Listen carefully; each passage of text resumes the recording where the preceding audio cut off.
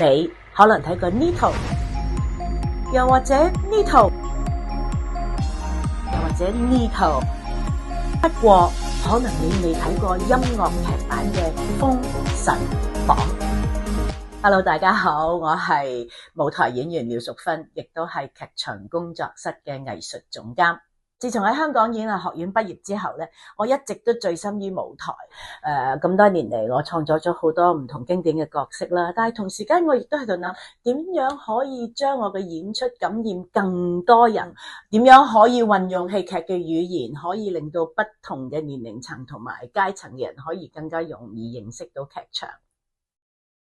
嚟緊劇場工作室就會為康文署嘅高中生藝術新體驗計劃創作一個叫做《封神榜》音樂劇場版嘅音樂劇。呢一個音樂劇會為高中生帶嚟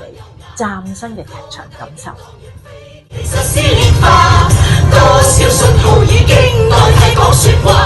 封神榜音樂劇場版咧，係一個以傳統故事作為藍本，再加入現代戲劇嘅元素，其中咧就抽出咗封神榜入邊一啲好得意好生動嘅故事咧，然後咧就將佢咧改編成為一個鐘頭嘅音樂劇。觀眾就可以喺一個好輕鬆載歌載舞嘅氛圍之下，認識到我哋自己嘅傳統故事同埋我哋自身嘅文化。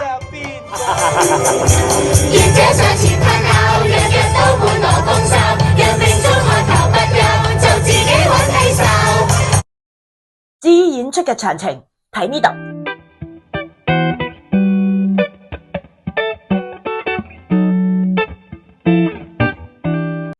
除咗演出之外咧，我哋都準備咗演前導賞嘅一啲工作坊，等大家可以喺欣賞演出之前咧，可以了解下乜嘢係音樂劇，甚至乎可以嘗試下音樂劇表演嘅技巧嘅。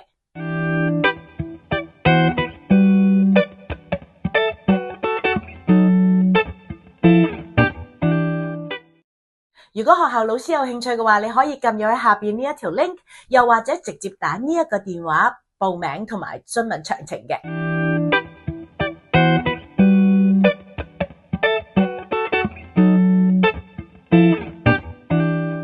劇場工作室《封神榜》音樂劇場版等緊你。